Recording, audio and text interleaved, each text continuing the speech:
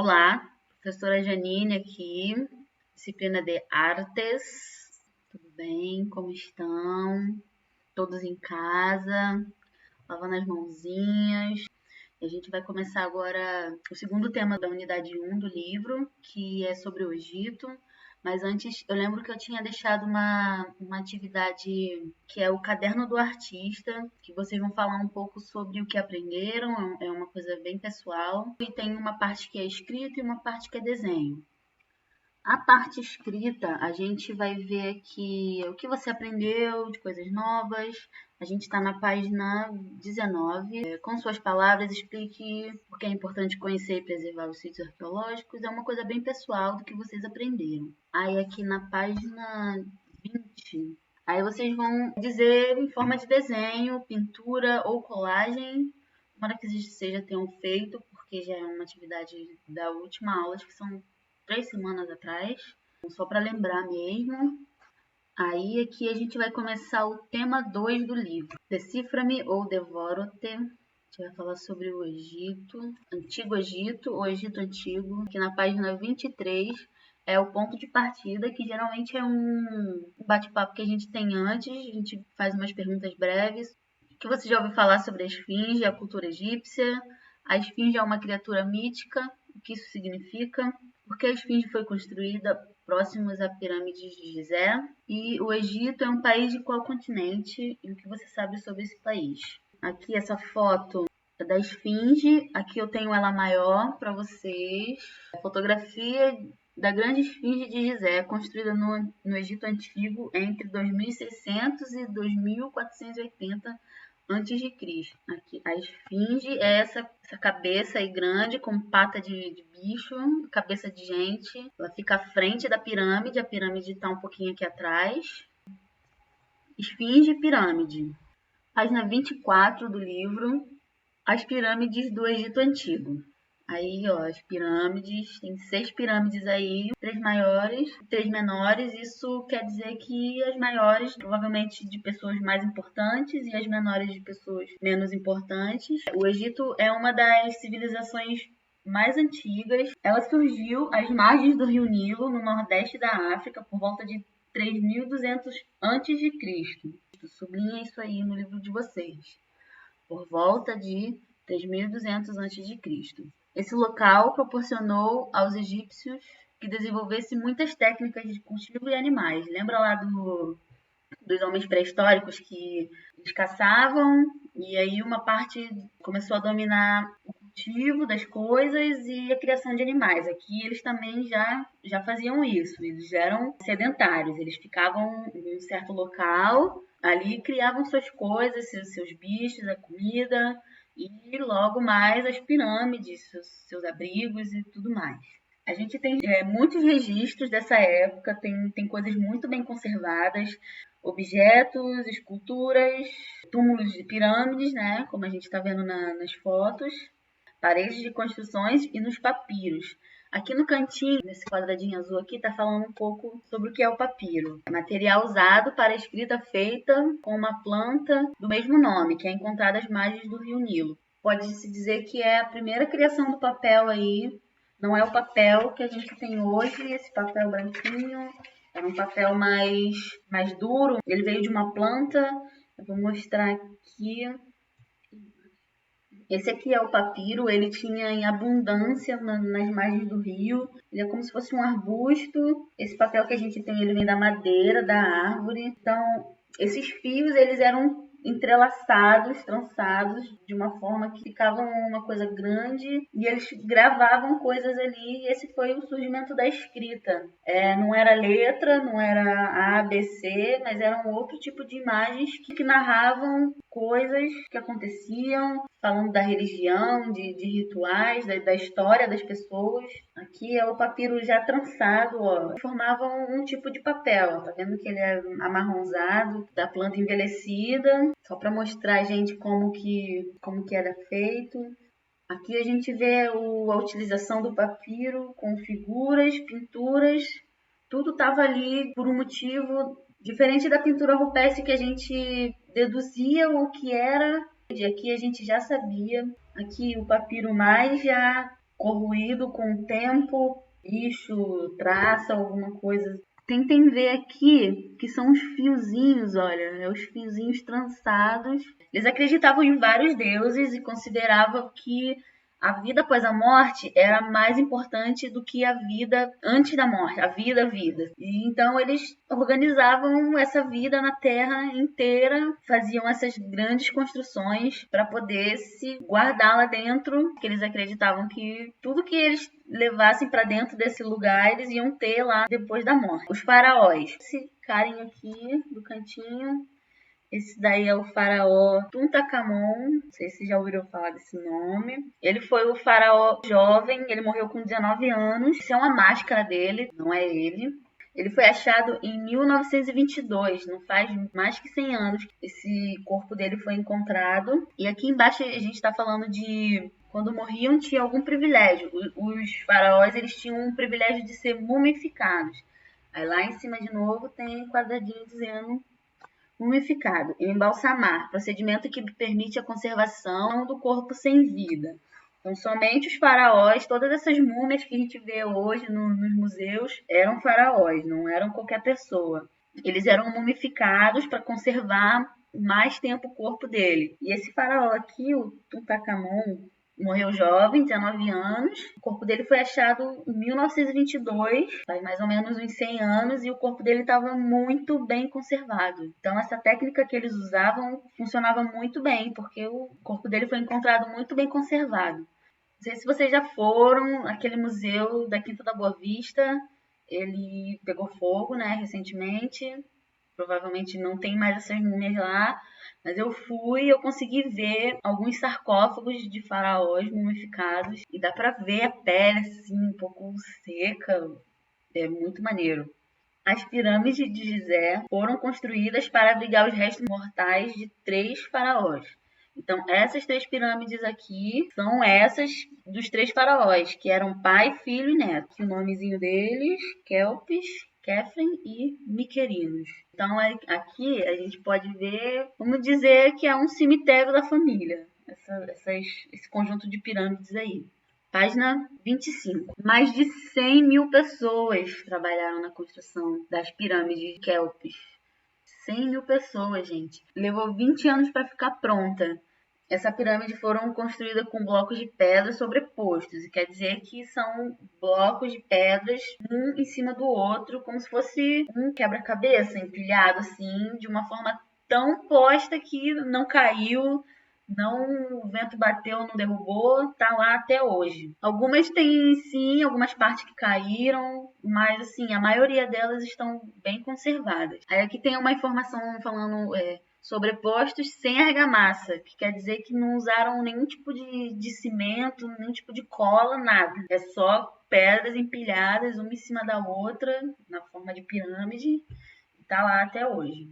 E no interior delas, eles têm labirintos e armadilhas, porque, tipo, morreu o faraó, mumificou bonitinho, botou num sarcófago, que era um tipo de caixão, botou dentro da pirâmide com tudo que ele tinha de bens materiais, as riquezas dele, comida, bicho, e até os escravos deles, quando eles morriam, tinham que entrar na pirâmide com ele, porque ele acreditava que quando ele morresse lá na outra vida, ele ia ter tudo que ele levou. Se ele levou um boi, quando ele morreu, ele ia ter um boi lá na outra vida. Então, claro, ele queria ter os escravos dele lá na outra vida, queria ter os ouros dele na outra vida.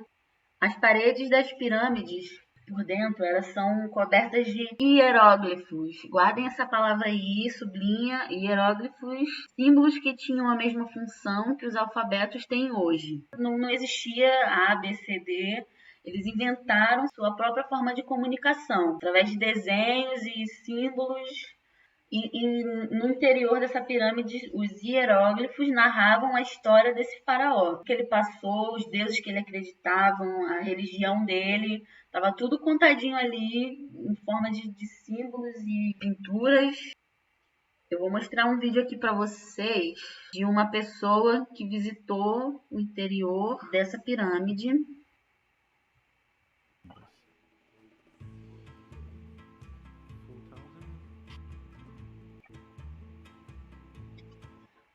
Olha, vocês conseguem ver que não é só um desenho simples, é uma coisa em alto relevo. Que ferramenta vocês acham que eles usavam aí para fazer isso?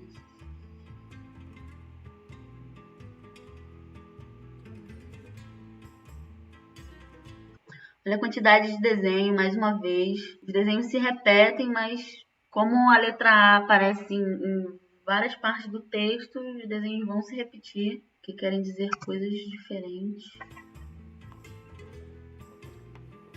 Olha a entrada pequenininha.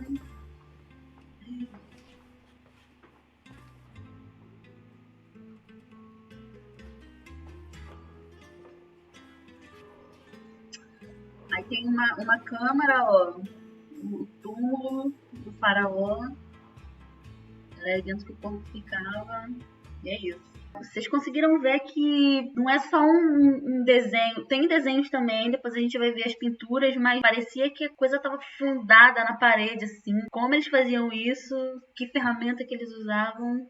Muito tempo depois, os historiadores conseguiram decifrar esses hieróglifos. Hoje a gente já consegue saber o que estava dizendo. Aqui a gente tem o esquema do interior de uma pirâmide. Olha a entrada, como é um buraquinho pequenininho. Aqui o poço, câmara subterrânea, câmara do rei e tem a câmara da rainha. Esse compartimento aqui é onde eles colocavam as coisas. Colocavam tudo que eles levavam lá para dentro.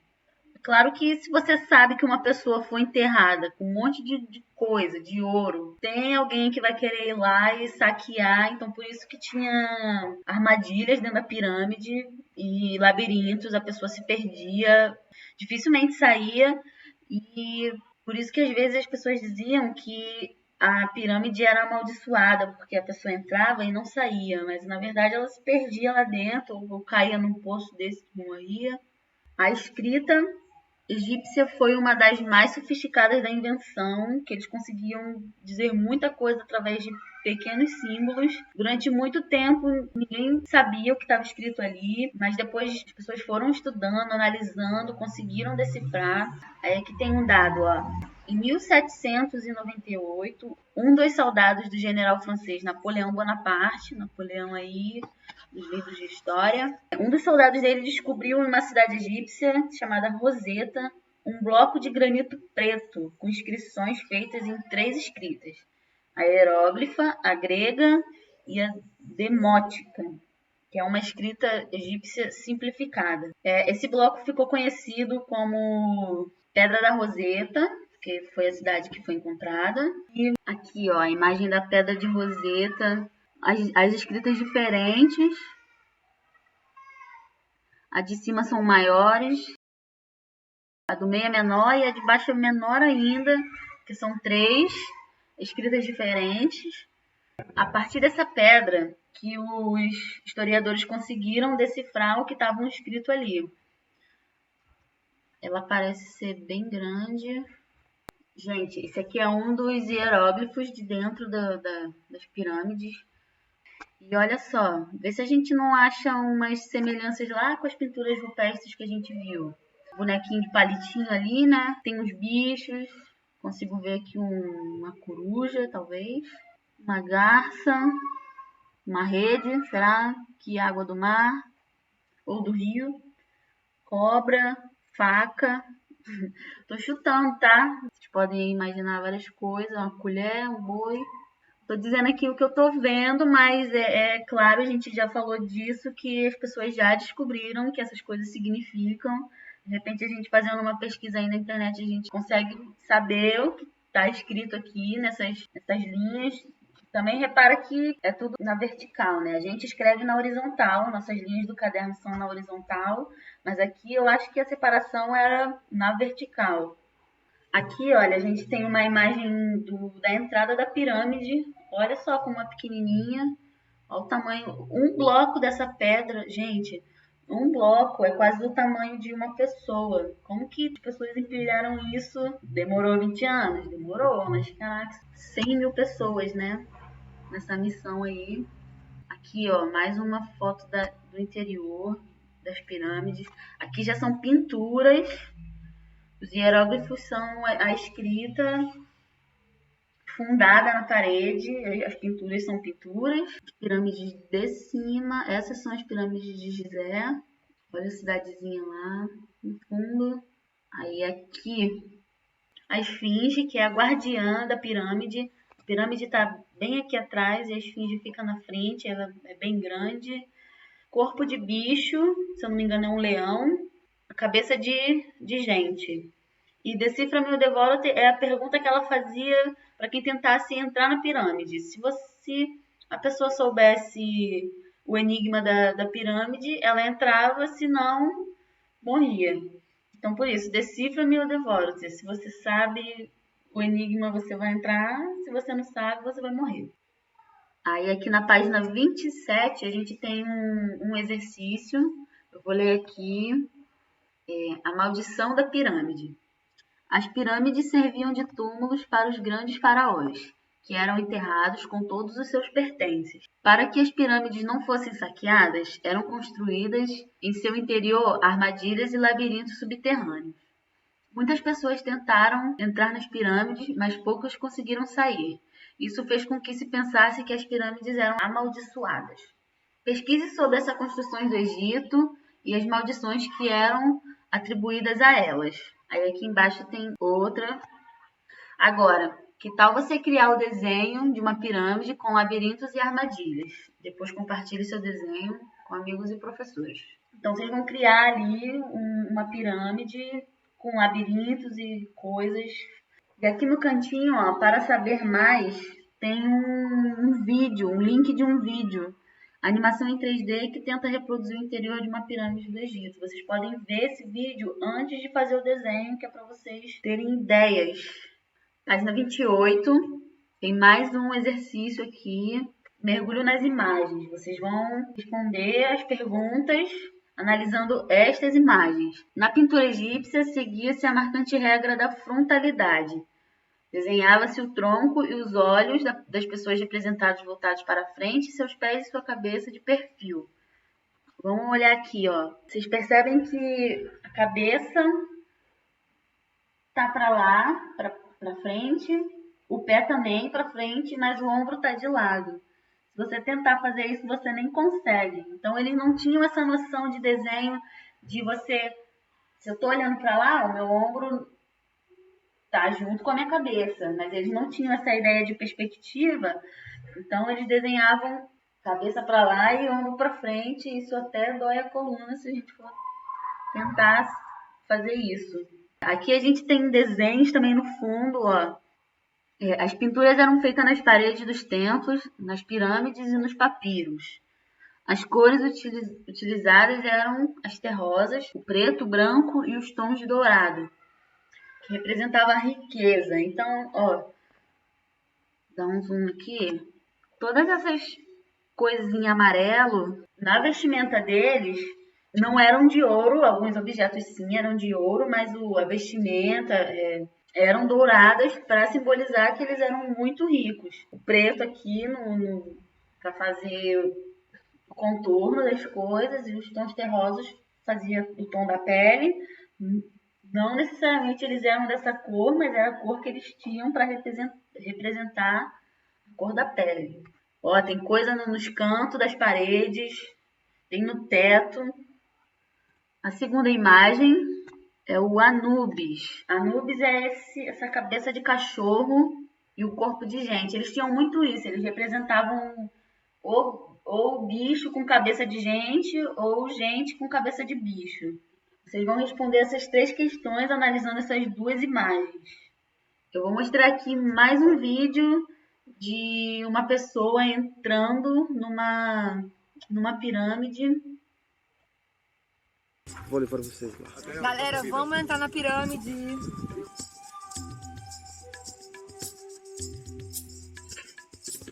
Olha esse buraco pequeno. Vocês podem ver que é só descer abaixadinho, que não é tão apertado assim, ó. Tem espaço, ó.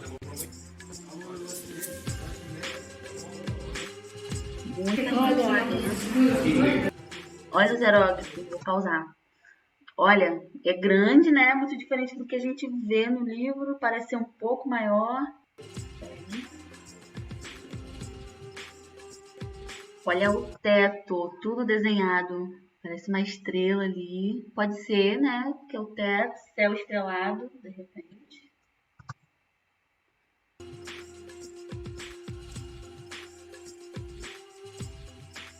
Olha essa quantidade de desenho. Muita coisa. Olha lá, tudo na vertical. Gostei, gente, incrível. A pirâmide mais destruída por fora e a mais conservada por dentro. Olha, viu o que ela disse? O tempo, o vento, a condição climática do lugar, tudo isso influi para a conservação externa do monumento, né? Então, se a gente tem um lugar que tem bastante chuva, provavelmente a coisa vai se deteriorar mais rápido. Olha essa esfinge, ela tá com o rosto ao nariz, já não tem, a parte da boca.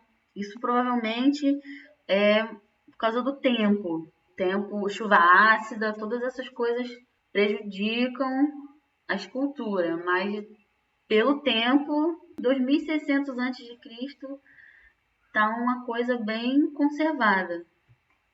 Então é isso, esse foi o começo do segundo tema do livro.